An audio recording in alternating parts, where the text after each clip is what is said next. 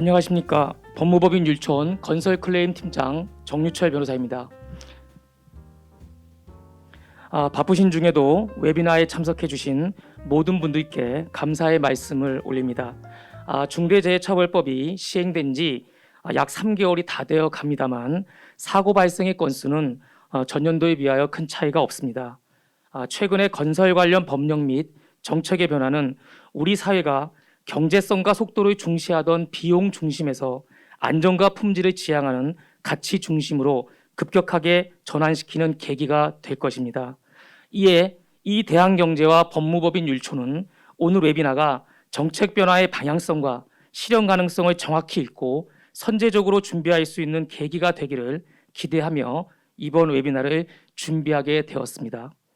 오늘 세미나에서는 법무법인 율촌 정원 변호사가 2022년 건설 분야 핵심 쟁점 소개를 맡고 이어서 강선주 조희태 변호사가 2022년 건설 분야 최대 이슈가 될 것으로 예상이 되는 부실 시공, 불법, 불공정 하도급을 중심으로 기업들이 올바른 이해와 적절한 대응을 할 수 있도록 전문적인 방향을 제시하고자 합니다. 그럼 본격적으로 웨비나를 시작하겠습니다. 참고로 사전 질의사항은 각 발표자께서 발표 중에 적절히 답변 드리도록 하겠습니다. 첫 순서로 정원 변호사님의 2022년 건설 분야 핵심 쟁점 소개입니다. 정원 변호사님은 현재 행정안전부 안전분야 자문위원, 지방계약분쟁조정위원, 기획재정부 고문 변호사로 활동 중에 계십니다. 그럼 정원 변호사님을 모시겠습니다. 네, 안녕하십니까. 정원 변호사입니다. 제가 2022년 건설 분야 핵심 쟁점에 대해서 간단하게 소개를 올리겠습니다. 사실 2022년 상반기 우리 건설업계는 엄청난 시련과 도전을 지금 받고 있는 상황인 것 같습니다. 그 중심에는 중대재해처벌법의 시행이 있고요. 또 그와 관련해서 현재는 또 가장 큰 현안 중에 하나가 지금 철근이라든지 콘크리트라든지 이런 건설 자재 가격의 급등의 문제가 있습니다. 그래서 적정 공사비를 보장받는다라는 것이 엄청나게 지금 어려운 상황인데요. 자, 이거 두 가지를 섞어 놓고 보게 되면 이런 문제가 생기는 거죠. 적정 공사비도 보장이 되지 않는 상황에서 중대재해 사고를 예방하고 대응을 해야 된다라는 게 이제 우리 건설업계의 과제라고 볼 수가 있습니다. 자, 이런 이제 큰 도전과 과제의 상황에서 우리가 어떻게 이걸 준비하고 헤쳐나가야 되느냐, 이것이 저희 율촌이 우리 건설업계와 같이 함께 하고 싶은 그런 내용입니다.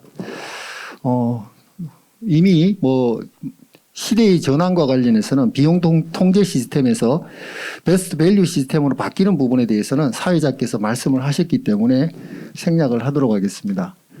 저는 한마디로 이런 말씀을 드리고 싶습니다. 안전과 품질은 돈의 문제이고 법은 상식의 문제이다. 그래서 저희가 지금 해결을 해야 되는 안전과 품질의 문제는 결국에는 돈으로 해결을 해야 됩니다. 그 돈의 지급 주체가 누구냐의 문제인데요. 지금 시공사가 다 부담을 하는 부분으로 이렇게 생각을 하고 계시지만 근본적으로 이 비용의 그 지급 주체는 발주자가 돼야 된다. 이런 관점에서 말씀을 드린 거고요. 자, 법은 상식의 문제라는 것은 중대재해처벌법을 우리는 엄청나게 두려워하고 있는데요. 이게 두려움의 대상으로만 남아서는 안 될 것 같습니다. 중대재해처벌법도 법률이고요. 법은 상식의 문제입니다. 저희가 상식에 맞게끔 할 수 있는 범위 내에서 준비해서 잘 대응을 한다면 중대재해처벌법의 그 적용을 통한 처벌의 어떤 두려움은 그렇게 크게 가지시지 않으셔도 되지 않을까 싶습니다. 그럼 지금부터 쟁점들에 대해서 한번 살펴보겠습니다. 뭐니 해도 가장 중요한 것은 중대재해처벌법의 시행이죠. 이 중대재해처벌법과 관련해서는 워낙에 많은 분들이 이야기를 하고 계시고 기본적인 지식이 있으신 부분이 있어서 큰 내용은 생략을 하고요. 핵심적인 부분만 간단하게 언급을 하고 넘어가도록 하겠습니다. 사실은 이제 우리 건설 현장에서의 안전보건 조치와 관련되어 있는 부분은 산안법으로 다 규정을 하고 있거든요. 그래서 그럼에도 불구하고 이제 사고가 끊이지 않으니까 이런 구체적인 작업 현장에서의 안전보건 조치가 제대로 이루어지도록 관리, 감독, 지원해야 될 의무가 경영 책임자에게 있다. 그래서 그런 관리, 감독, 지원의 의무를 안전보건 확보 의무라고 칭하고 그 의무의 주체를 사업주나 경영 책임자로 분명히 결정을 하고 난 이후에 중대재해사고가 나게 되면 결과 책임으로서 이 경영 책임자를 강력하게 처벌하겠다라는 것이 중대재해처벌법의 핵심입니다. 그래서 이 중대재해처벌법의 특징을 간단하게만 말씀을 드리게 되면 결국엔 타겟이 분명한 거죠. 사업주와 경영 책임자를 정조준해서 제정된 법률이라는 거죠. 그리고 방금도 말씀드렸다시피 사실은 좀 이 부분이 안타까운 부분인데요. 예방의 목적이 아니라 좀 처벌에 중심을 두고 있는 거 아니냐 싶은 부분인데요. 중대재해사고 발생이 있어야지 이 법이 적용이 된다는 겁니다. 그 밖에 기준의 모호함이라든지 과도한 처벌 기준이라든지 이런 부분에 대해서는 생략하도록 하겠습니다. 중대재해 발생과 관련된 형사처벌의 관련 쟁점은 크게 보면 두 가지죠. 하나는 실질적 지배 운영 관리하는 경영 책임자가 누구냐를 특정하는 문제고요. 그렇게 특정된 경영 책임자가 해당 사고를 방지하기 위한 안전보건 확보 의무를 소홀히 했느냐 안 했느냐 이 부분을 가려서 소홀히 했다라고 판단되게 되면 중대재해처벌법에 따르는 강력한 처벌을 받게 되고 해당 법인과 기관도 양벌 규정에 의해서 처벌이 되면서 징벌적 손해배상까지 부담하는 그런 구조다 이렇게 보시면 될 것 같고요. 사전 질의 사항을 통해서도 많은 분들이 질문을 하셨는데요. 건설공사 발주자에게도 중대재해처벌법 적용이 되느냐 이 부분에 대해서 많은 분들이 의문을 가지시고 있는 것 같습니다. 이 부분에 대해서 이미 고용노동부나 이런 데서도 입장을 밝혔다시피 한마디로 말씀을 드리게 되면 기본적으로 건설공사 발주자는 산안법상의 안전보건 조치 의무의 주체가 아닙니다. 면제가 되어 있거든요. 그렇기 때문에 건설공사 발주자가 중대재해처벌법에 적용을 받아서 처벌을 받는 경우 즉 실질적 지배 운영 관리자로 그렇게 인정되기는 쉽지 않아 보입니다. 다만 예외적으로 구체적인 시공에 관여해서 작업 지시를 하거나 이런 식으로 그 현장의 작업에 대해서 관여를 하고 지시를 하고 이런 부분이 이제 발견이 됐고 그걸로 인해서 사고가 났다라고 하게 되면 그런 경우에는 중대재해처벌법의 적용을 받게 될 것이다. 그리고 이런 경우에는 사실은 오늘자 보도가 됐습니다마는 송전탑 이전공사 관련해서 한전의 발주자인 한전의 관계자에 대해서 산안법 위반을 인정을 했거든요. 사망사고, 근로자 사망사고 관련해서 그 내용도 아마도 구체적인 어떤 작업 지시라든지 관여라든지 이런 부분으로 볼 수 있다라는 전제하에서 대법원에서 그런 판결을 하지 않았을까 싶습니다. 자, 그 다음에 중대재해가 발생을 하게 되면 이거는 단순한 형사사안의 문제가 아니라 민사의 문제도 있고요. 나아가서 행정제재의 문제가 있습니다. 건산법상에 지금 광주 하종동 사고와 관련해서도 등록 말소 이야기까지 나오고 있지 않습니까? 등록 말소, 영업 정지, 하도급 참여 제한, 그 다음에 입찰 참가 자격 제한 이런 행정 제재까지 이루어진다는 측면에서 우리 이제 업계에서는 형사 처벌에만 관심을 가질 게 아니라 회사의 가장 큰 치명타가 될 수 있는 행정 제재에 대해서 확실하게 그 요건과 대응에 대한 부분을 사고 초기부터 관리를 해 나가야 될 것 같습니다. 참고로 말씀드리자면 현재의 기준으로는 영업정지나 입찰 참가 자격 제한 처분을 부과를 받기 위해서는 적어도 2명 이상의 사망자가 나와야지 처벌이 되고 있다. 이렇게 알고 계시면 될 것 같고요. 또한 중대재해가 발생을 하게 되면 조사나 수사를 하는 과정에서 필연적으로 드러나는 것이 부실시공과 불법하도급입니다. 그래서 오늘 주제는 이 부실시공과 불법 불공정 하도급을 중심으로 해서 강선주 변호사님과 조희태 변호사님이 그 내용을 좀 구체적으로 풀어서 설명을 해 주실 것으로 알고 있습니다. 중대재해 관련 건설 분야 주요 실무 쟁점으로는 방금 말씀드렸던 부실시공 문제가 있죠. 그래서 부실시공이 이루어지게 되면 이 부실시공도 품질의 문제잖아요. 결국에는 안전과 품질은 비례합니다. 안전사고가 많이 난다라고 하게 되면 품질, 시공과 관련해서도 부실되어 있는 경우들이 많거든요. 그래서 지금 정부에서는 전수조사를 해서 부실 시공을 막 가려내고 있습니다. 그래서 부실 시공으로 드러나게 되면 현재 건산법상으로 영업정지 처분을 하게 되는데요. 그게 기준이 제법 강력합니다. 부실 시공으로 시설물의 구조 안전에 지장을 초래하거나 내용 기간을 현저히 단축시킨 경우에는 6개월 영업정지를 하도록 되어 있고요. 또 시공 관리를 소홀히 해서 인근의 주요 공공시설물 등을 파손하여 공중에 피해를 끼친 경우에는 4개월의 영업정지를 부과하도록 되어 있습니다. 그리고 주요 구조부에 대한 설계상의 기준에 미달하게 시공하거나 설계에서 정한 품질 이하의 불량자재를 사용한 경우에는 영업정지 2개월을 부과하도록 되어 있고요.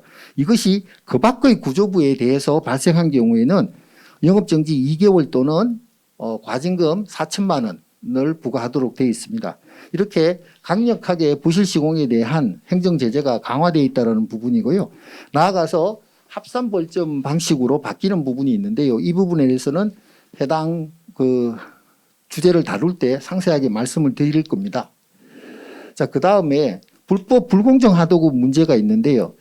사실은 이제 이 부분을 이렇게 보셔야 될 것 같습니다. 불법 불공정 하도급 이런 부분이 발생한 상황, 즉 하도급 관리가 소홀한 상황에서 중대재해 사고가 발생했다면 중대재해처벌법의 적용을 피할 수가 없습니다. 그렇기 때문에 그 자체로도 문제가 되는 것이고요. 앞으로는 이런 불법 불공정 하도급에 대한 규제나 처벌이 엄청나게 강화가 될 것이어서 어떠한 경우에도 불법 불공정 하도급을 하지 않도록 하도급 관리를 하시는 것이 필요하다 이렇게 말씀을 드릴 수 있겠습니다. 또한 불공정 하도급과 관련해서는 최근에 2021년부터 종합 전문 업역 폐지에 따라서 상호 시장 진출이 가능해졌습니다.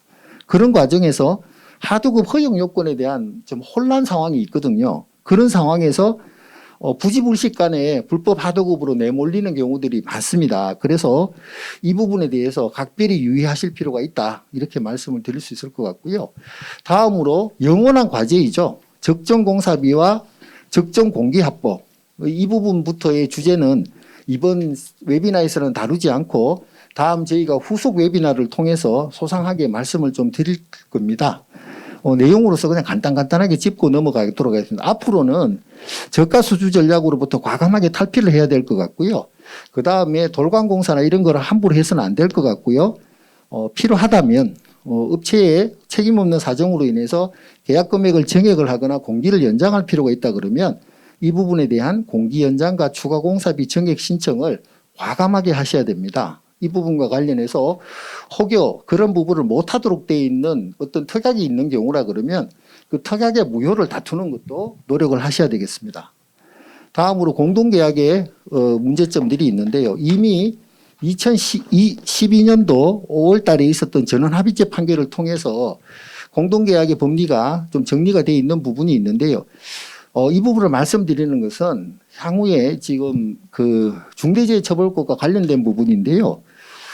금강 노후관 사건에서 법원이 이런 판단을 했습니다. 협력회사 근로자 사망에 대한 대표사 소속 현장 소장에 대한 산안법 위반 책임이 인정된다는 이유로 대표사뿐만 아니라 구성원사들에 대해서도 산안법 위반 양벌 규정을 인정을 하고 구성원사에 대한 영업정지 처분 역시 적법하다고 판결을 했습니다. 그런데 이런 부분은 사실은 이제 어찌 보면 처벌과 행정 제재가 너무 지나치게 확대되는 문제가 있습니다. 그래서 이런 부분과 고려해서 공동수급체를 형성하실 때 그 역할과 업무에 대한 부분을 분명히 규정을 하시고 만약에 어떤 불행한 사고가 났을 경우에는 수급체 구성원사별로 독립적인 대응을 하시는 법적인 대응을 하시는 것이 필요하다는 그런 조언을 드리겠습니다. 그 다음에 행정제재가 있는데요. 지금 관련해서 행정제재는 대폭 증가할 것으로 보입니다. 다양한 행정제재들이 있는데 특히나 일반적으로 알려지는 것들 말고 공공건설공사 하도급 참여 제한이라든지 건설기술진흥법상의 합산벌점이라든지 그다음에 하도급법상 부실벌점 부과에 따른 행정제재 요청이라든지 이런 새로운 영역에 대한 부분을 관심 있게 보실 필요가 있다 이렇게 말씀을 드리고요. 끝으로 저희가 꼭 드리고 싶은 말씀은 저희가 다 같이 노력을 해서 건설 현장의 안전과 시공 품질을 확보하기 위한 최선의 노력을 다해야 되겠다. 이런 부분을 말씀을 드린과 동시에 앞으로 현장에서 우리 건설업계에서 어떤 문제가 생기더라도 저희 율촌에서는 최선을 다해서 여러분과 함께 제도 개선과 여러분들의 권리 구제에 앞장설 것을 약속드립니다. 이상입니다. 예, 정원 변호사님 말씀 잘 들었습니다. 예, 늘상 좋은 인사이트를 저희들한테 주시는데요. 최근 중대재해처벌법 시행, 그리고 시공 근절 방안 발표 등 한층 엄격해지는 제재에 대하여 기업들이 현명하게 대처할 필요가 있음을 강조하여 주셨습니다. 이어서 다음으로는 강선주 변호사님의 부실 시공 방치하면 사단난다라는 주제로 이어가겠습니다. 강 변호사님은 현재 기획재정부 국가계약조정위원회 자문위원, 한국건설기술인협회 법률자문으로 활동하고 계십니다. 그럼 강선주 변호사님을 모시겠습니다. 예, 2022년 건설 분야 핵심 쟁점 웹이나 부실공사 방치하면 사단난다 편을 맡은 강선주 변호사입니다. 시작하겠습니다. 최근 부실 시공으로 인한 사고 관련 뉴스를 많이 접하셨을 텐데요. 잇따른 부실 시공으로 인한 크고 작은 사고들로 인해서 정부는 강력한 제재 방침을 내놓고 있습니다. 아시는 바와 같이 중대재해처벌법은 이미 시행이 되었고요. 벌점제도 개정, 선분양 제한, 최근에는 부실 시공으로 3명 사망 시 건설업에서 퇴출하겠다는 원스트라이크 아웃 제도 등 다양한 제도 개선을 시도하고 있습니다. 업계에서는 건설 현장의 특성을 무시한 지나친 제재다라는 비판적인 시각도 있지만 정부의 강력한 제재 방침은 당분간 유지될 전망입니다. 이번 주제는 최근 개정된 법령을 중심으로 부실 시공으로 인해 업체가 부담하게 되는 리스크를 정리해보고 어떻게 대응하는 것이 적절한지에 대해 말씀드리도록 하겠습니다. 먼저 부실 시공 어떻게 적발될까요? 감사원, 국토부, 지자체감사, 국무조정실 정부합동부패예방추진단 실태점검, 발주기관 및 그 상위기관 감사 등 여러 정부기관의 감사를 통해 적발되는 경우를 흔히들 접하셨을 겁니다. 그 외에도 최근에는 민원인 민원 제기로 적발되는 경우도 증가하고 있습니다. 발주기관, 인허가 기관의 민원 제기, 국민신문고 이용 등 민원 제기 방법이 다양하고 간편해지기도 했고 민원인들의 부실 시공에 대한 관심도가 높아졌기 때문인데요. 사실 1, 2, 3번의 경우에는 시공 중인 현장만 잘 관리하셔도 리스크 경감이 충분히 가능한 부분일 수 있는데요. 민원 제기로 인한 적발은 사실상 업체에게 불이타가 될 수 있습니다. 민원 제기는 시공 중인 현장이 아니라 준공이 이미 완료된 현장에서 대부분 문제가 되기 때문인데요. 즉 업체에서 건물을 다 짓고 몇 년이 지난 다음에 예상치 못하게 민원 제기로 행정처분을 받게 될 수도 있는 것입니다. 업체로서는 이렇게 불이타로 벌점을 받게 되는 경우까지도 대비를 하셔서 리스크 관리를 철저하게 하셔야 됩니다. 정부의 부실 시공 근절 방안의 일환으로 지속적인 전수조사와 실태점검 등이 향후에도 계속 이어질 것으로 예상되는데요. 너무나 다양한 경로로 부실 시공이 적발되고 있는 추세이기 때문에 더 이상 피할 수 없는 상황입니다. 부실 시공 시 부담하게 되는 리스크로는 건진법상 벌점 부과, 건산법 및 건진법상 영업정지 처분, 국가계약 법령 등에 따른 입찰 참가 자격 제한 처분 등 행정 처분이 있고요. 그 외에도 발주기관 내부 규정에 따른 경고나 감점 같은 조치가 있을 수 있습니다. 발주기관 내부 규정에 따른 조치의 경우에는 다른 행정처분과는 달리 감점을 부과한 해당 발주기관 입찰에서만 입찰이 제한되고요. 다른 발주기관의 입찰에는 아무런 영향이 없습니다.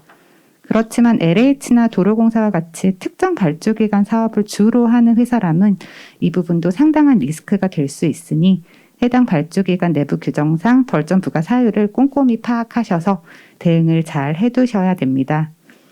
그리고 이와 같은 처분 외에도 부실 시공에 대한 책임 주체가 누구인지에 따라 시공사, 감리사, 설계사 등이 부담해야 되는 피해자에 대한 민사상 손해배상 책임도 업체에게 상당한 리스크가 될 것입니다. 이와 같은 리스크 중에서 최근 개정된 건진법상 벌점 부과 방식 변화에 대해서 조금 자세히 말씀드리도록 하겠습니다.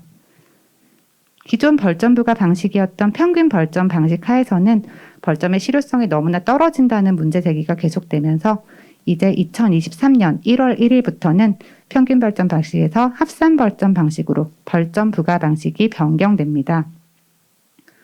기존의 평균 벌점 방식에서는 반기별 벌점 합계에서 점검 대상 현장 수를 나눈 점수를 2년간 합치고 이것을 2로 나눈 값이 벌점이 되는데, 합산 벌점 방식에서는 이러한 내용들이 모두 없어지고 단순히 2년간의 벌점을 모두 더한 다음 2를 나눈 값이 벌점이 됩니다. 이와 같은 산정 방식의 변화는 상당한 점수 차이를 낳게 되는데요.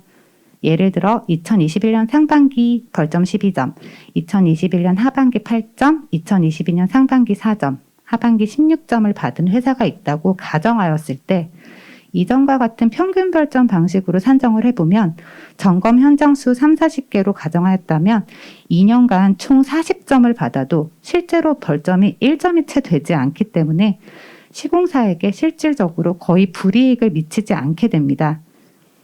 이 표는 제가 단순화시킨 것인데 실제로는 공동수급체의 경우 지분 비율까지 나누기 때문에 사실상 점수가 더 줄어듭니다.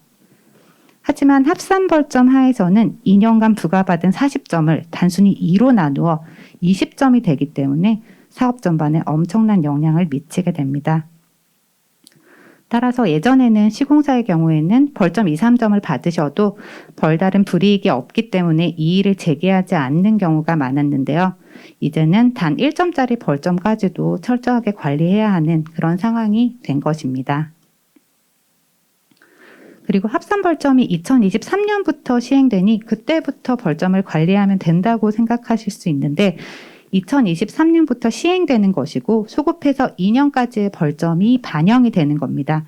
2021년 상반기부터의 벌점이 2023년에 합산 벌점으로 반영이 돼서 바로 불이익을 받으시는 것이기 때문에 지금부터 받는 벌점 하나하나 모두 대응해 두셔야 된다는 점 참고하시기 바랍니다. 합산 벌점으로 인해서 시공사들이 어떤 불이익을 받느냐를 살펴보면 먼저 PQ 감점입니다. 건진법 시행령에서는 보시는 표와 같은 기준에 따라서 벌점에 따른 PQ 감점을 하도록 정하고 있고 개별 발주청들은 자체적으로 기준을 마련해서 감점을 시행하고 있습니다. 앞서 말씀드린 사례를 기준으로 보면 평균 벌점 하에서는 감점이 전혀 되지 않았으나 합산 벌점 하에서는 20점 이상이 되므로 5점 감점이 됩니다. 이거는 입찰에서의 탈락 여부를 좌우하게 되는 결과가 발생하게 되는 것입니다. 실제 평균 벌점 하에서는 공공발주 시 감점 적용 대상인 시공사가 거의 없었습니다. 그런데 이제 상당수의 시공사가 감점 대상에 해당될 것으로 예상되고 있습니다. 다음으로 벌점이 누적되어 20점 이상이 되면 2개월에서 2년까지의 입찰 참가 자격 제한 처분 대상이 될 수 있습니다. 다음은 주택 공급에 관한 규칙상 선분양 제한 규정입니다. 주택 공급에 관한 규칙에서는 벌점을 기준으로 입주자의 모집 시기를 제한하고 있습니다. 10점 이상이 되면 아파트 사용검사 이후에서야 분양이 가능하게 되는 것입니다. 현행 규정상으로는 보시는 표와 같이 누계 평균 벌점을 기준으로 선분양이 제한된다고 규정하고 있습니다. 아직까지 합산 벌점이 반영된 개정안은 나오지 않았습니다. 시공사들이 가장 우려하는 부분은 지금의 기준이 합산 벌점 제도 하에서 그대로 적용이 되는 경우일 겁니다. 그렇게 되면 1점 이상이 되면 선분양이 바로 제한되는 결과가 되기 때문에 2년 동안 단 2점의 벌점만 부과받아도 선분양을 할 수 없게 됩니다. 선분양 제한이라는 것이 사실상 시공사의 존폐를 좌우하는 영향력을 미친다는 점을 고려하면 적절한 제재가 아니지 않나라는 생각을 하실 텐데요. 국토교통부는 아직까지는 제도 시행 후 실제 부과 현황에 따라 나중에 조정하겠다라는 입장입니다. 그러나 선분양 제한이 업계에 미치는 영향을 고려하신다면 올해 내에 신속한 개정이 필요한 상황이고 업계의 적극적인 대응이 필요해 보입니다. 다음 벌점 부과 절차를 개정사항 위주로 간단히 말씀드리면 처분청에서 부실 여부를 측정하고 벌점 부과 사전 통보를 하면 이에 대해서 업체가 이의 신청을 할 수 있고 이의 신청 시 벌점 심의위원회의 심의가 진행된 후 심의 결과를 반영하여 최종 벌점을 통보하고요. 불이익 적용 벌점이 산정됩니다. 건진법 시행령 개정을 통해서 벌점 측정 기준이 많이 개선이 됐습니다. 이전보다 부과 사유가 명확해지고 체계적으로 개정이 되었습니다. 또한 이전에는 지적된 내용과 유사한 벌점 부과 사유가 있으면 그 사유로도 벌점을 부과할 수 있는 유사 벌점 부과 가능 규정이 있었는데요. 이 부분이 삭제가 되면서 지적된 사항이 벌점 부과 사유로 명시된 내용과 일치해야지만 벌점 부과가 가능하게 되었습니다. 이 개정 사항은 추후 벌점 부과 여부를 다투실 때 유용하게 사용하실 수 있을 것으로 보입니다. 또한 이전에는 벌점 부과 기한에 관한 규정이 없어서 준공 이후에도 언제든지 벌점 부과가 가능하였는데 이제 하자 담보 책임 기간까지로 기한이 정해졌습니다. 따라서 업체에서 준공 이후에 벌점을 받으시는 경우에는 부과 기한이 경과했는지 여부를 가장 먼저 체크하시기 바랍니다. 그리고 벌점심의위원회가 도입되면서 전원 외부위원으로 구성된 벌점심의위원회에서 심의가 진행되게 되었습니다. 이전에는 의견 제출을 하더라도 사전 통지를 했던 그 직원이 바로 검토를 했기 때문에 벌점을 부과하는 경우에는 형식적으로만 의견 제출 절차를 거치는 경우가 굉장히 많았습니다. 그런데 이제 외부위원으로 구성된 벌점심의위원회를 도입했기 때문에 처분청 대응 단계에서도 어느 정도 합리적으로 잘 다툰다면 굉장히 좋은 결과를 기대할 수 있지 않을까라고 생각됩니다. 그리고 앞서 말씀드린 합산 벌점 제도 도입되었고 추가로 벌점 경감 기준이 도입되었습니다. 이 벌점 경감 기준을 포함해서 상당 부분의 규정이 건설업계에서 보시기에는 현장 특성이 반영되지도 못했고 기준도 적절하지 않다라고 보실 텐데요. 일단 국토부는 2023년 이후에 벌점 부과 상황을 보고 적절히 개정을 하겠다는 유연한 입장이기 때문에 업계에서 지속적으로 의견을 개진해서 적절한 처분이 이루어질 수 있도록 대응해 나가야 하지 않을까 생각됩니다. 다음은 벌점 부과 사유를 간단히 유형별로 분류를 해봤는데요. 업체에서도 벌점 사유를 쭉 나열해서 단계별로 분류해서 관리하실 필요가 있습니다. 제가 예시로 분류를 시공불량, 자재불량, 절차 미준수, 관리 소홀 등으로 분류를 해봤는데요. 시공불량이나 자재불량의 경우에는 현장 점검을 통해 지적사항을 분석하시고 취약 부분에 대한 점검이 지속적으로 이루어질 수 있도록 계획을 수립하셔서 부실 시공 리스크를 줄여야 되는 부분입니다. 그런데 이 부분은 사실 부실을 측정하는 처분청 담당자의 재량의 여지가 좀 큰 부분이라 업체에서 100% 맡기는 조금 어려우실 수 있습니다. 그런데 반면에 절차 미준수나 관리 소홀 부분은 내부 사전 점검, 체크리스트 관리, 자료 구비 이런 부분만 잘 해놓으셔도 리스크를 최소화하실 수 있습니다. 이렇게 절차적인 부분 위반으로는 절대 벌점을 받지 않겠다라는 의지로 공문 열심히 보내시고 계획 수립, 안전점검 적시에 진행하시고 자료 구비 잘 해놓으시고 하셔서 미리 벌점 부과 가능성을 차단해야 되는 그런 부분입니다. 네, 벌점 부과 관련 Q&A는 많이들 물어보시는 내용 간단히 정리했는데요. 한번 살펴봐 주시고요. 네, 지금까지 말씀드린 내용 정리하자면 벌점에 대한 사전 대응 방안으로는 부실벌점 제도 주요 내용 및 리스크를 대내외적으로 공유하셔야 하고요. 지속적인 자체 점검 시스템을 통해 벌점 부과 가능성 최소화하셔야 합니다. 그리고 감사가 나오기 전에 먼저 내부적으로 현장을 사전 점검해서 만약에 이 현장에 감사가 나오면 몇 점의 벌점 부과가 예상되는지 다 확인을 하시고 지속적으로 관리 점검해 나가셔야 합니다. 그리고 개정 법령 고시, 발주처 내부 지침 등을 내부적으로 지속적으로 업데이트하시고 현장에 공유, 숙지시키는 것이 반드시 필요합니다. 벌점 부과 사유 중 상당수가 법령이나 지침이 변경됐는지 모르셨다는 것인데 시공사에서 개정 내용을 몰랐다, 발주처도 모르고 감리도 몰라서 어쩔 수 없었다라고 다투시는 것은 아무런 의미가 없습니다. 그리고 법령이 개정되고 나면 몇 달 내에 이 규정이 잘 지켜지고 있는지에 대한 감사가 반드시 나오기 때문에 주의하셔야 하고요. 마지막으로 벌점 부과 시 신속 정확한 대응이 이루어질 수 있도록 사전에 대응 매뉴얼과 조직을 준비해 두시는 것이 필요합니다. 다음으로 벌점을 부과받으시게 되면 즉각적으로 담당 부서에 보고하고 신속히 사실관계를 확인하시고 자료 수집 등 이 벌점에 대응하기 위한 준비를 처음부터 진행하셔야 합니다. 벌점도 초기 대응이 가장 중요하기 때문에 감사 진행 과정에서 확인서나 요청 자료를 제출할 때 내부나 외부의 법률 검토를 반드시 받으시는 것을 권장드립니다. 이후 행정청에서 사전 통지를 받게 되시면 이의 신청 절차를 통해서 적극적으로 다투시고 벌점이 부과되고 나면 행정심판, 행정소송 제기, 신속한 집행정지 신청, 집행정지라 하면 벌점의 효력을 일시적으로 정지하는 신청입니다. 집행정지 신청으로 벌점 부과 시기를 조절하는 건 역시 회사에서 리스크를 줄이는 방안 중에 하나가 될 수 있습니다. 다음은 국토교통부가 최근 내놓은 부실시공 근절 방안입니다. 이하 보시는 내용은 아직 시행된 것은 아니고 국토부가 이와 같은 내용으로 개정을 하겠다라는 취지의 발표만 한 상황이라 구체적인 내용은 상당히 변경될 수도 있습니다. 내용을 살펴보면 무관용 원칙으로 엄정 대응하겠다라는 원칙을 세우고 원투 스트라이크 아웃제 그리고 손해액의 3배 범위 내에서의 징벌적 손해배상 등을 언급하고 있고요. 중대 부실시공 사고는 국토교통부에서 직권 처분하겠다는 내용, 공적 지원을 제한하겠다는 내용, 그리고 공공공사에서의 참여 제한 내용 등이 포함되어 있습니다. 네.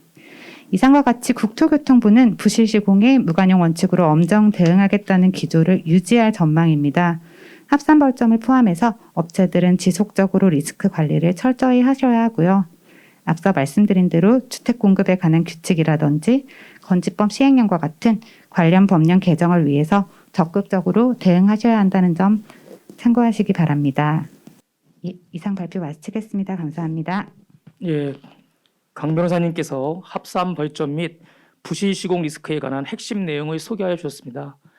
실제 최근 이제 벌점에 관한 리스크가 굉장히 부각이 되고 있는데요. 이 행정 관련 지침이나 법령의 개정이나 제정 속도는 굉장히 빠릅니다. 그렇기 때문에 거기에 대해서 어떤 불측의 손해를 보지 않으시려면 거듭 강조드리지만 선제적인 대응이 참으로 중요하다 할 것입니다. 마지막으로는 조희태 변호사님을 모시겠습니다. 먼저 한 가지 양해 말씀을 드리겠습니다. 발표자의 사정상 조희태 변호사님께서 불법 하도급과 마지막 순서인 하도급 관리까지 함께 발표를 맡아 주시겠습니다. 조희태 변호사님은 주요 건설 및 방산 사건을 주요 업무로 담당하는 파트너 변호사이십니다. 다수의 부실 벌점 및 부정당 제재, 행정처분 및 공사대금 소송 등에서 최근 성공적인 결과를 다수 도출하셨습니다. 조희태 변호사님을 모시겠습니다. 예, 안녕하세요. 소개받은 조희태 변호사입니다. 앞에서 강선주 변호사님께서 부실 시공에 따른 부실 벌점에 대해서 일목요연하게 말씀을 잘 해주셨고, 저는 하도급, 그 중에서도 불법 불공정 하도급에 대해서 나누어서 말씀을 올리도록 하겠습니다.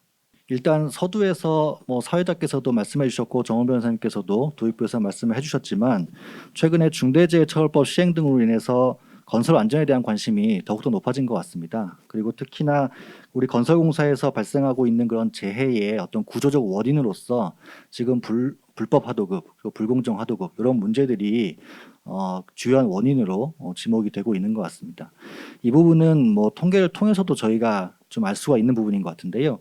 최근 3년 동안 국내 건설 현장에서 발생한 산업재해 사망자 중에 하청 노동자 비율이 56%에 이른다는 그런 통계는 바로 이러한 불법 하도급이 건설공사 현장에서의 산업재해의 주요한 구조적 원인이다라고 하는 것을 보여주는 그런 통계라고 볼 수가 있을 것 같습니다. 특히나 이러한 그 불법 하도급이 산업재해로 이루어지는 구조를 좀 간단하게 말씀을 드리면, 일단 불법 하도급이라고 하는 것을 통해서 어떤 무리한 비용 전가 그리고 책임 전가가 하청, 재하청 업체에 순차적으로 이루어지게 되고, 그러한 경우에 있어서 하청, 재하청 업체는 당연히 어떤 건설 안전을 위한 규정 등을 할 수 있는 가능성이 상대적으로 떨어지게 됩니다. 따라서 이러한 구조적인 원인으로 인해서 결국은 산업재해의 주요한 원인이 될 수 있다는 그런 시각들이 많이 나와 있는 것 같습니다. 지금 보시는 표는 최근 5년간의 불법 하도급, 즉 하도급 제한 규정을 위반하여서 발생한 영업정지와 과징금에 대한 통계입니다. 위에 보시는 통계는 하도급 제한 규정을 위반해서 처분받은 업체의 수이고요. 밑에 통계는 하도급 제한 규정을 위반한 하도급 가액을 각 연도별로 그 추이를 나타낸 것입니다. 물론 이제 각 연도별로 약간의 등락은 있을 수 있습니다만 전체적인 추이를 보면 하도급 제한을 위반한 처분업체의 수는 감소하는 반면에 그 하도급 가액은 늘어나는 경향을 보이는 것을 저희가 알 수가 있습니다. 이걸 통해서 저희가 추론할 수 있는 것은 어쨌든 대형 현장에서 이런 하도급 제한 규정 위반 행위가 주로 많이 적발되고 있다라고 하는 점을 저희가 알 수가 있을 것 같습니다. 저희가 건설산업기본법 가장 기본이 되는 우리 건설산업에서 규율하고 있는 법률이 있죠. 이 건산법에서 규정하고 있는 하도급 제한 규정의 유형을 간단하게 좀 살펴보고 가야 될 것 같습니다. 법에 있는 내용을 저희가 유형별로 정리를 한 거라서 핵심적인 그 내용 위주로 저희가 말씀드리겠습니다. 일단 건설업을 등록하지 않은 자에게 하도급을 하거나 재하도급하는 경우는 무조건 당연히 금지가 되고 어떤 예외도 없습니다. 다음에 이제 일괄 하도급인데요. 도급받은 건설공사의 전부나 또는 주요 부분의 대부분을 하도급하는 것도 불법이고, 다만 예외적으로 지금 보시는 것처럼 한 3가지 정도의 요건을 갖추는 경우에 한해서 예외적으로 허용이 된다고 보시면 되겠습니다. 다음으로 전문공사의 하도급 제한입니다. 전문공사를 도급받은 경우에는 원칙적으로 직접 시공을 하는 것이 원칙입니다. 다만 거기에 대한 예외가 이제 2가지 차원에서 규정이 되어 있는데요. 본 업역으로 도급을 받는 경우, 즉 전문건설 사업자가 전문공사를 도급받는 경우가 있을 수 있고, 또 아까 잠깐 말씀이 나왔습니다만 업역 제한 철폐로 인해서 상호시장 진출로 인해서 도급받는 경우, 그런 경우를 상정할 수가 있습니다. 우선 본 업역으로 도급을 받는 경우에 있어서는 하도급을 하기 전에 발주자의 서면 승인을 받으면 예외적으로 하도급이 허용이 되겠습니다. 다만 이제 상호시장 진출로 인해서 도급을 받는 경우에는 이때는 좀 까다롭습니다. 본 업역으로 도급받는 경우에 비해서 훨씬 까다로운 요건 하에서 하도급이 허용되고요. 신기술 특허, 전문기술, 공법 이러한 경우에 발주자의 사전 서면 승인을 받고, 또 범위에 있어서도 총 도급 금액의 20% 범위 내에서 하도급을 하는 것으로 엄격히 제한이 되고 있습니다.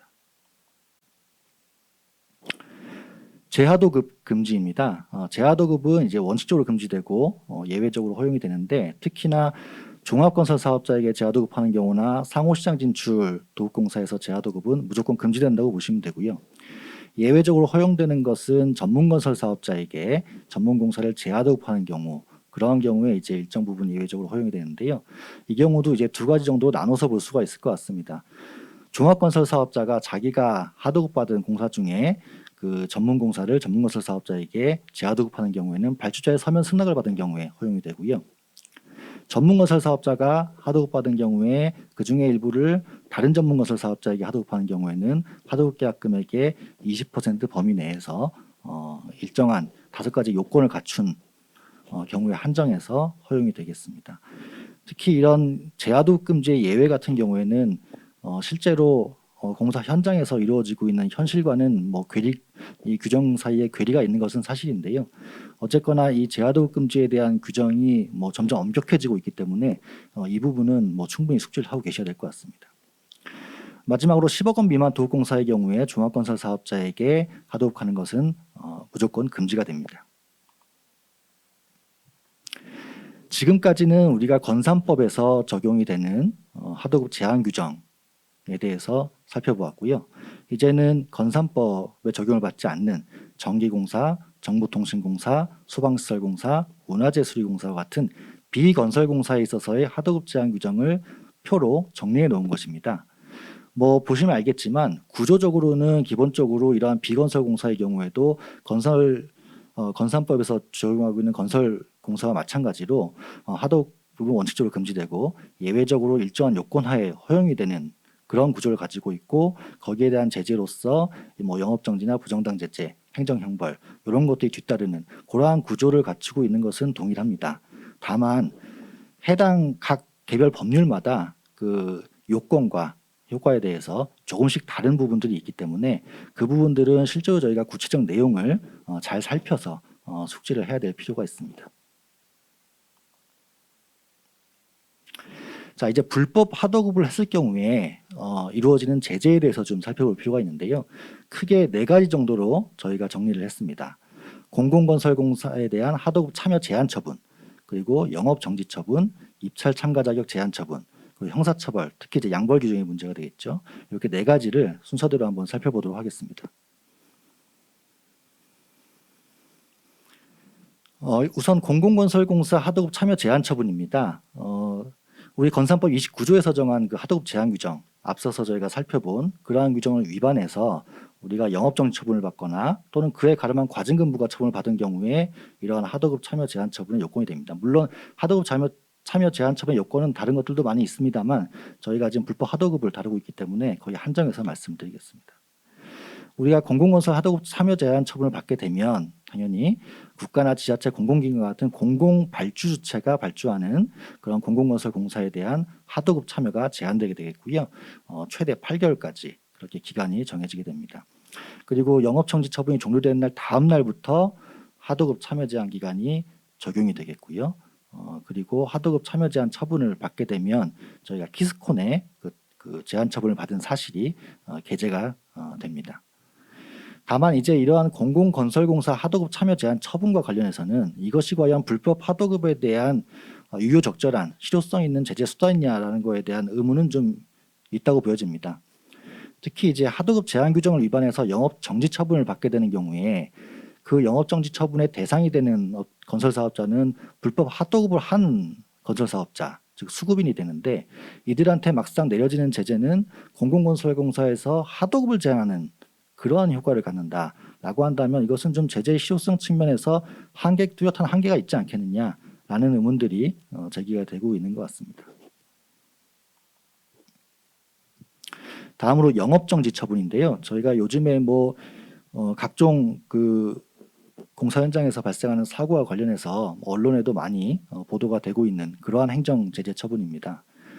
일단 영업정지 처분, 건산법에서도 건산법 82조에서 영업정지 처분을 사유들을 규정하고 있는데요. 굉장히 많이 다양한 사유들을 규정하고 있습니다. 다만 이제 불법 하도급과 관련된 부분은 지금 슬라이드에서 보시는 정도인데요. 일단 앞서서 저희가 살펴봤던 그런 하도급 제한 규정을 위반한 경우가 하나의 요건이 되고요. 다음에 하수급인에 대한 관리 의무를 이행하지 아니한 경우에도 영업정지 처분의 사유가 되겠습니다. 그리고 마지막으로 바로 전 슬라이드에서 저희가 살펴본 하도급 참여 제한 중에 처분 중에 있는 건설 사업자한테 그에 위반해서 하도급을 하거나 또는 그 상대방이 하도급을 받는 경우 그러한 경우가 모두 영업정지 처분의 사유가 되겠습니다. 그렇다면 이러한 영업정지 처분을 받게 되는 경우에 효과가 또 문제가 되는데요. 일단 저희가 건설업을 영위하기 위해서는 건설업 등록을 하게 되고 그 업종에 따라서 등록을 하게 됩니다. 따라서 이 영업정지 처분의 효과도 당연히 그 건설업 면허 업종에 한정해서 그 효과가 발생하고요. 그 효과가 발생하는 범위는 공공과 민간 부분의 구별 없이 모든 영업행위가 제한됩니다. 바로 이러한 점에서 뒤에서 저희가 살펴볼 입찰 참가 자격 제한 처분과는 좀 차이가 있다라는 점을 기억해 두시면 좋을 것 같습니다. 그리고 공동 도급의 경우가 문제인데요. 규정상으로는 저희가 부정당 제재의 경우에도 마찬가지입니다만 처분 사유를 발생시킨 자에게 적용한다 이렇게 되어 있습니다. 다만 이제 그 앞서서도 잠깐 말씀이 나왔습니다만 실무적으로 실제로 처분 사유를 누가 발생했는지 공동 수급체 구성원사 사이에서 누가 처분 사유를 발생시킨 원인을 야기했는지를 구별하는 것이 굉장히 어렵기 때문에 실제로 모든 구성원사에게 이렇게 처분이 내려지고 하는 경우가 많이 있는데요. 그래서 실무적으로도 우리가 공동수급체를 구성할 때 구성원사 사이에서 업무 분장과 책임 범위를 명확히 하는 그러한 조치가 반드시 뒤따라야 된다. 그런 말씀을 드리겠습니다. 이렇게 하도급 제한 규정을 위반해서 영업정지를 받거나 또는 과징금 부과 처분을 받고 그 처분을 받은 날부터 5년 이내에 다시 2번 이상 위반하게 되면 필요적으로 등록이 말소됩니다. 이러한 부분도 분명하게 인식을 하고 계셔야 될 것 같습니다. 다음으로 입찰 참가 자격 제한 처분입니다. 우리 국가계약법 27조 그리고 그 동법 시행령 76조에서 상세하게 다양한 그 처분 사유들을 규정하고 있는데요.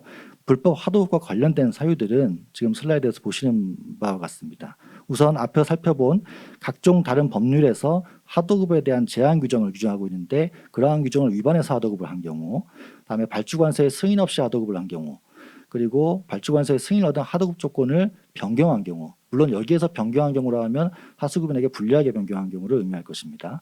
이런 경우가 이제 처분사유로서 문제가 되고요.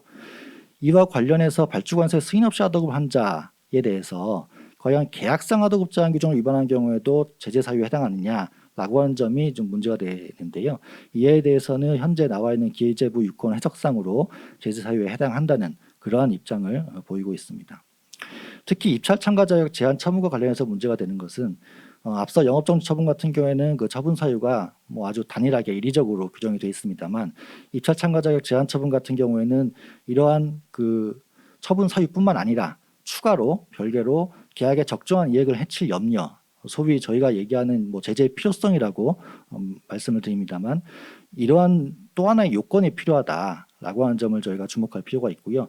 실제로 저희가 이런 사건을 다룰 때 건설 하도급 제한 규정을 위반한 사실 자체를 저희가 다투기가 어려운 경우가 많이 있습니다. 그래서 그러한 경우에 그 위반 행위의 어떤 경위라든가 그런 구체적 내용을 저희가 살펴보아서 이것이 제재의 필요성이 인정될 수 없는 경우다라고 하는 점을 저희가 주장하고 소명하는 경우가 많이 있고요. 실제로 판결 중에서도 그러한 주장을 받아들여서 처분을 취소하는 그러한 판결이 선고된 경우도 많이 있습니다.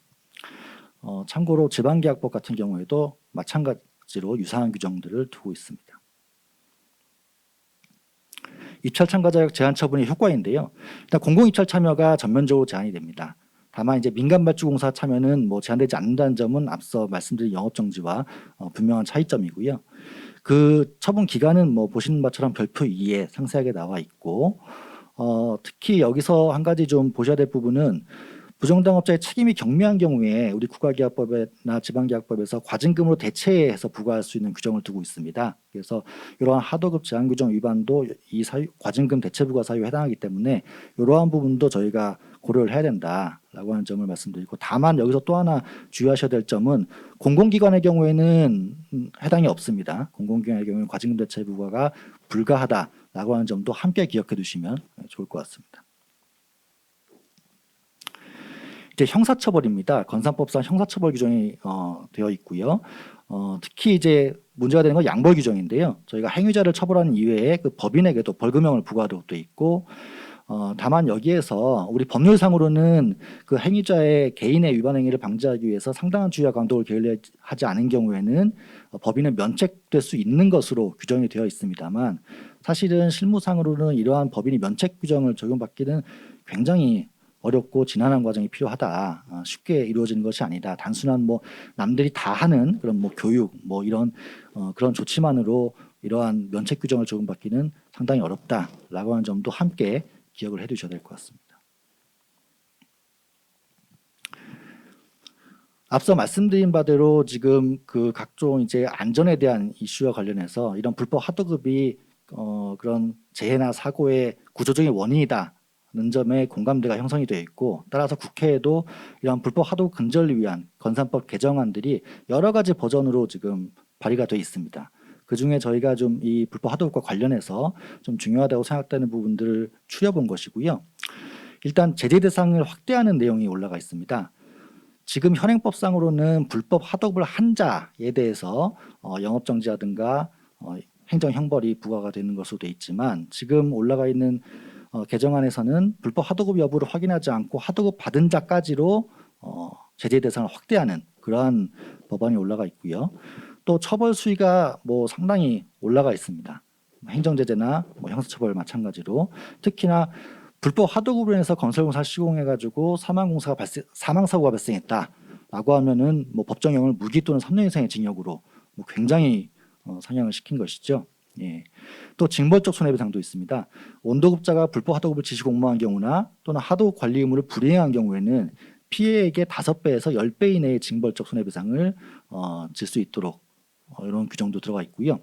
마지막으로 불법 하도급 업체에 대한 신속한 시장 퇴출이라고 해서 불법 하도급에 따른 부실 시공으로 어떤 구조상 주요 부분에 손괴돼서 사망 사고가 발생했다라고 했을 때 필요적으로 일회만 그런 사유가 발생해도 필요적 등록 말소하는 경우, 그리고 그렇게 등록이 말소되면 향후 10년 동안은 결격 사유가 적용돼서 새로운 건설업 등록이 제한되도록 그렇게 규정하는 개정안이 올라가 있는 상태입니다. 따라서 저희가 앞으로 이 건산법 개정안들의 입법 추이, 그 동향에 대해서는 충분히 주시하고 경과를 살펴봐야 될 필요가 있을 것 같습니다.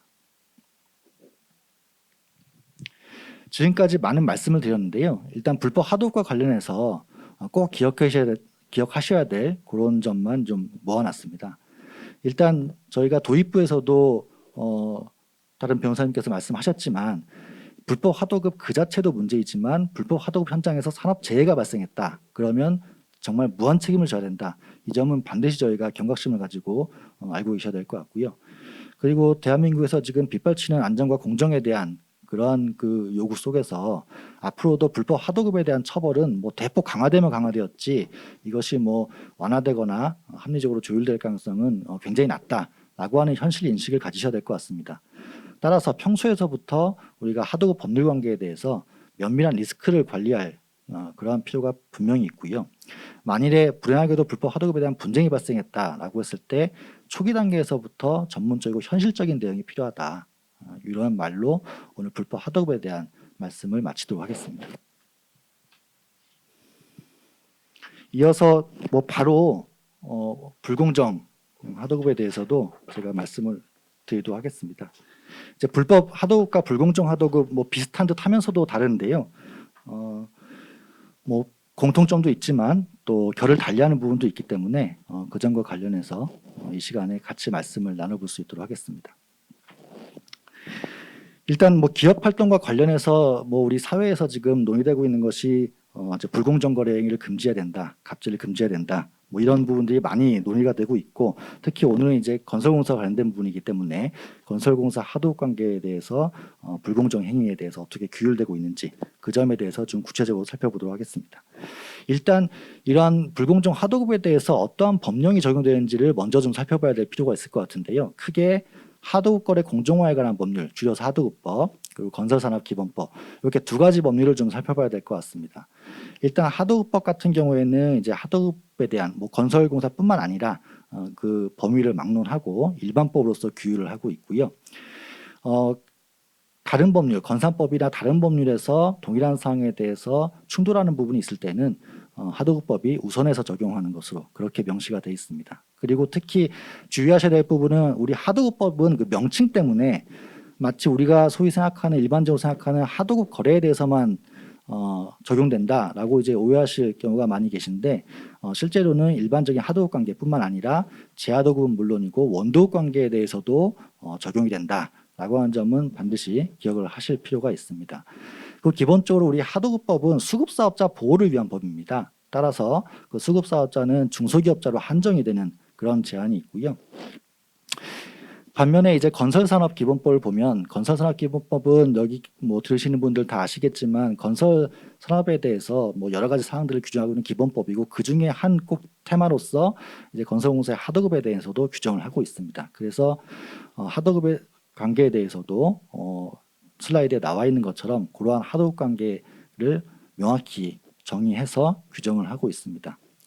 따라서 하도급법과 건설산업기본법에 뭐 유사한 점도 많고 또 차이점도 많이 있습니다. 근데 이제 그런 차이점에 대해서도 미세한 차이점에 대해서도 명확하게 저희가 인식을 해야 될 것 같습니다.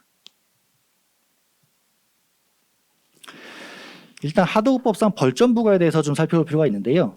그 하도급법 26조와 25조 사회 규정을 지금 슬라이드에 내어놓은 것입니다. 지금 보면은 굵은 글씨 되어 있는 부분을 보시면 하도급법상 이러한 그 위반 행위를 했을 경우에 공정거래위원회가 벌점을 부과하고 그 벌점이 일정한 기준을 초과하게 되면 그러면 입찰 참가 자격 제한을 요청하거나 영업 정지를 요청하거나 또는 상습 법 위반 사업자로 명단을 공표하거나 이러한 제지 조치를 하게 된다. 즉 벌점이라고 하는 하도급법상 벌점이라고 하는 것은 이러한 다른 추가적인 제재 조치로 나아가기 위한 그런 기초 자료로서 기능을 한다라고 이해하시면 될 것 같습니다. 그러면 하도급법상 벌점을 부과하기 위한 요건이 되는 하도급법상의 주요한 위반 행위가 무엇이느냐? 사실은 이제 하도급법은 뭐 이거 말고도 많이 있습니다. 그러나 이제 건설 분야와 관련해서 한정을 해보면 주요한 위반 행위는 지금 슬라이드에서 보시는 정도, 그 정도를 생각하시면 될 것 같습니다. 벌점의 부과 기준도 저희가 한 번쯤은 살펴볼 필요가 있을 텐데요. 뭐 자세한 사항은 하도급법 시행령 별표 3의 벌점 부과 기준에 상세하게 나와 있고요. 저희는 이번에는 아주 핵심적인 위주로만 내용 위주로만 말씀드리겠습니다. 일단 부과 기준에 대해서 살펴보면 각 그 위반 행위에 대해서 시정 조치가 내려지게 되고 그 시정 조치에 유형별 점수를 더해서 정하게 됩니다. 그리고 시정 조치라고 하는 것은 가장 약하게는 공정의 자진 시정 요청에 따른 경고에서부터 가장 중하게는 형사 고발에 이르기까지 다양한 종류의 그 시정 조치가 정해져 있고요. 그 시정 조치별로 점수가 부여가 되어 있습니다. 그리고 당연히 경감과 과중 그리고 누산 점수를 산정하는 기준에 대해서도 정해져 있고요. 표에 보시는 것이 표에 보이는 그런 사유들에 해당하게 되면 경감을 하게 되고, 다음에 직장 3년간 3회 이상 위반하고 또 2회 이상 벌점을 면제받은 그러한 경우에는 가중 사유로서 작용을 하게 됩니다. 여기에서 좀 주목하실 부분은 우리가 누산 점수를 산정할 때 이 각 경감 항목별로 1회만 경감이 가능하다. 이런 부분을 한번 기억해 주실 필요가 있을 것 같습니다. 자, 그러면 이 누산 점수가 쌓였을 때 여기에 따른 그 효과, 제재 조치가 어떻게 이루어지느냐라고 하는 것인데요. 뭐 윗부분은 다 아시는 내용입니다. 4점을 초과하면 상습법 위반 사업자 명단 공표가 되고 5점이 초과되면 입찰 참가 자격 제한을 요청하게 되고 10점이 초과되면 역시 관계 행정기관에게 영업 정지를 요청하게 되는 이러한 이제 효과를 보이게 되고요. 이와 관련해서 좀 주의하셔야 될 부분이 앞에서 보신 것처럼 저희가 시정 조치의 유형에 여러 가지가 있고 그 중에 이제 낮은 단계의 시정 조치 같은 경우에는 부과되는 벌점이 뭐 0.25점, 0.5점 이런 식으로 되기 때문에 이게 뭐 5점까지 입찰 참가 자격 제한에 필요한 5점의 점수에 이르기까지는 아직 좀 여유가 있다. 뭐 이렇게 생각하실 경우도 있는데 사실은 그거는 각 위반 행위의 내용과 그 시정 조치의 구분에 따라서 얼마든지 달라질 수 있기 때문에 이 부분은 좀 잘 살펴보셔야 됩니다. 예를 들어서 뭐 하도급 대금 부당 결정, 감액, 기술 유출, 뭐 보복 조치 뭐 이런 중대한 위반 행위 같은 경우에 만일 이걸로 형사 고발이 됐다라고 하면 한 번만 형사 고발돼도 벌점이 5.1점이 돼 버려서 입찰 참가 자격 제한 요청에 필요한 5점을 그냥 넘어버립니다. 그래서 이러한 경우도 충분히 발생할 수 있다는 점을 저희가 항상 유념을 해야 될 것 같고요. 이제 그러면 하도급법상 벌점에 대해서 우리가 어떻게 다툴 수가 있느냐, 불복을 할 수 있느냐에 대한 문제인데요. 일단 벌점 부과 자체는 처분성이 부정되는 것이 부정되고 있습니다. 그래서 앞서 말씀드린 것처럼 이제 벌점 부과 자체는 그 자체로서 효과를 갖는 것이 아니라 그것이 일정 기간 쌓여서 다른 추가적인 처분을 위한 기초로서 기능하는 것이기 때문에 그 자체로서는 처분성이 부정되고요. 다만 2020년도에 서울고등법원에서 이러한 벌점 누산 점수가 일정 점수를 초과해서 공정거래위원회에서 관계 행정기관에게 입찰 참가 자격 제한 요청을 했을 경우에 그 요청 행위, 이 요청 행위에 대해서는 이거는 처분성을 인정해야 된다라고 하는 그러한 판결을 내렸고 그 해당 판결이 지금 대법원에 계속 중입니다. 그래서 요 판결이 만일에 대법원에서 그대로 확정이 된다면 이제 실효성 있는 권리 구제를 위해서 행정 처분성의 인정 범위가 좀 더 앞단으로 당겨지는 그런 이제 효과가 있게 될 것입니다. 다음으로 불공정 하도급에 대한 입찰 참가 자격 제한 처분인데요. 일단 우리 국가계약법 27조 1항 3호에서 규정하고 있는 아까 바로 전에 말씀드렸던 누산 벌점이 일정 점수 이상이어서 공정위에서 입찰 참가 자격 제한 요청을 한 경우에 그걸 받은 관계행정기관이 재해처분하는 경우가 하나의 사유가 될 수 있고요. 또 하나의 사유로서 법령에서 발주자에게 하도급 조건을 승인을 받았는데 승인받은 이후에 그 하도급 조건을 하도급자에게 불리하게 변경한 경우 이런 경우에도 제재 사유에 해당될 수가 있습니다. 그리고 또 그와 별개로 하나 또 추가적으로 아셔야 될 부분이 하도급 대금 직불 조건부 입찰 참가라고 하는 내용입니다. 우리 국가계약법 27조의 4에 규정되어 있는 내용이고요. 우리 건설 공공공사에서 계약 상대자가 건산법이나 또는 하도급법상의 하도급 대금을 지급해야 될 의무를 이제 위반한 경우에 이제 발주 주체가 해당 계약 상대자 그리고 그 위반 행위의 내용을 다른 중앙건설의 장에게 통보하도록 되어 있습니다.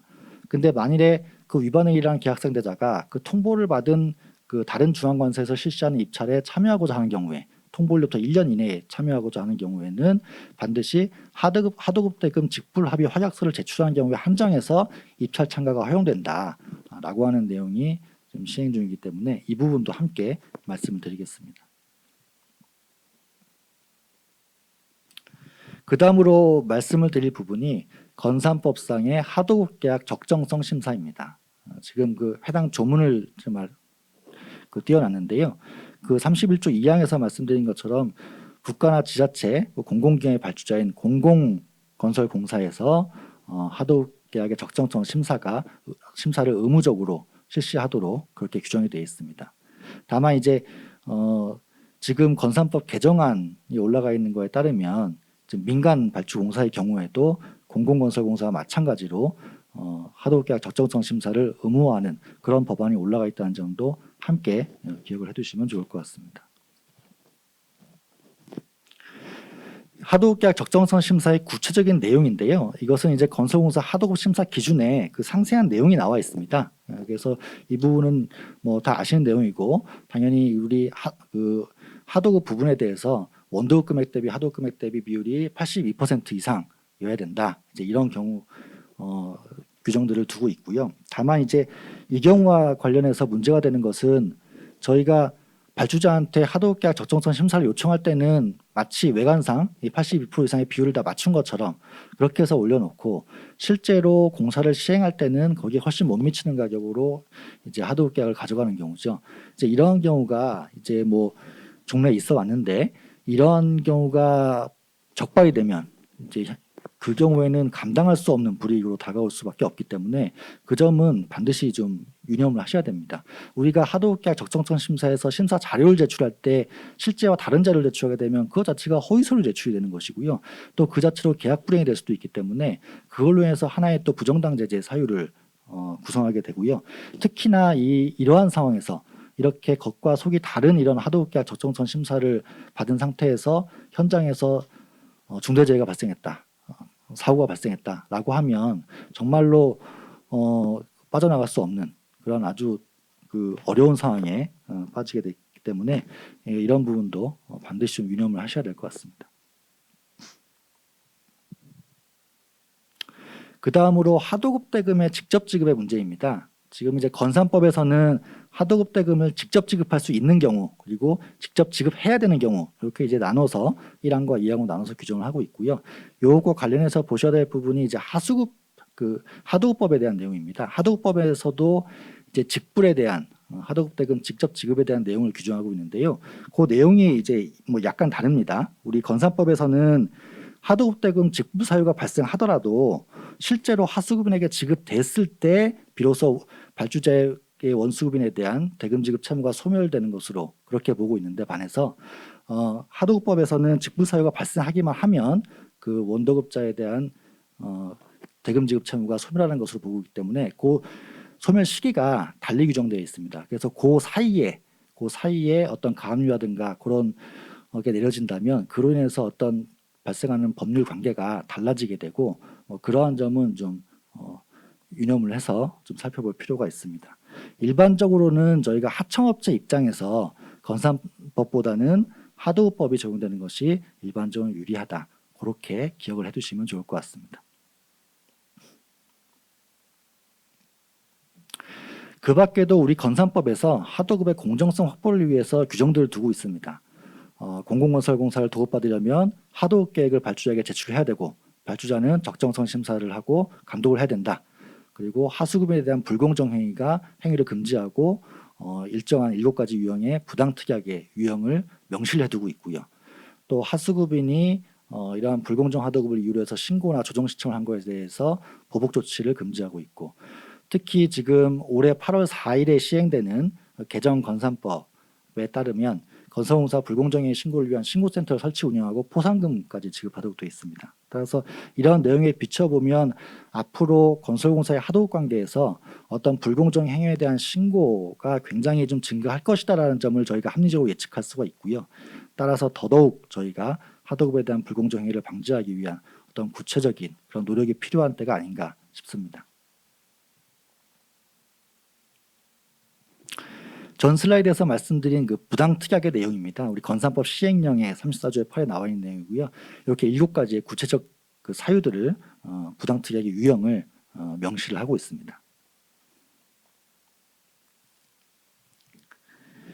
자, 지금까지 많은 말씀을 드렸는데요. 이제 하도급을 이제는 좀 제대로 관리해야 된다. 지금까지는 사실은 뭐 이런 불공정 관행 이런 것들이 뭐 어쩔 수 없는 관행이다 라는 그런 미명하에 많이 정당화를 시키려고 했습니다만 앞으로는 이제 그러한 부분이 어려워졌다. 더 이상 불공정 하도급이 이루어지고 있는 현장에서 어떤 재해가 발생하거나 했을 때 그런 중대재해처벌법의 적용을 절대로 피하기 어렵다. 그리고 불공정 하도급에 대한 규제와 처벌은 이제 더욱더 강화될 수밖에 없다. 더 이상 이 부분이 허용될 수 없다는 것에 대한 명확한 인식을 가지셔야 된다는 거고요. 그렇다면 거기에 대한 해결책은 뭐 직접 시공을 더욱더 확대할 수밖에 없고, 그리고 우리가 소위 말하는 옵사이트 컨스트럭션이라고 하는 탈현장화를 더욱더 가속화하고 또 스마트 건설 기술 같은 그런 혁신적인 그런 내용들을 모색하는 방법으로 저희가 리스크를 관리해야 된다. 그런 말씀을 드리면서 오늘 발표를 마치도록 하겠습니다. 예, 조희태 변호사님 발표 감사합니다. 지금 뭐 발표에서도 언급이 됐지만 최근에 그 하도급 벌점이라든지 누수한 점수에 대한 리스크는 상당합니다. 그러다 보니 이제 업체별로는 벌점 경감 프로그램의 어떤 사전 컴플라이언스에 대한 수요도 상당히 증가하는 것으로 알고 있습니다. 이상 모든 발표를 마치겠습니다. 긴 시간 경청하여 주시어 거듭 감사드립니다. 중대재해처벌법 해설 서문에는 산업재해는 개인의 노력과 의지만으로 예방할 수 없습니다. 사람은 실수를 하고 기계는 고장이 난다는 사실을 인정하고 안전보건 관리 시스템을 구축하여야 합니다. 라는 글귀가 있습니다. 오늘 웨비나가 선제적으로 준비할 수 있는 계기가 되기를 다시 한번 기원 드립니다. 그리고 조만간 저희가 이제 후속 세미나를 준비하고 있습니다. 그래서 공사 기간이라든지 구체적으로 현장에 대한 계약 타절 그리고 계약 금액 조정 등 중요 쟁점을 중심으로 상반기 내에 최근 추가 웨비나를 준비해서 신속히 안내드리도록 하겠습니다. 다시 한번 오늘 뜻깊은 세미나를 위해서 귀한 시간을 허락하여 주신 모든 분들께 감사드립니다. 이상 마치겠습니다.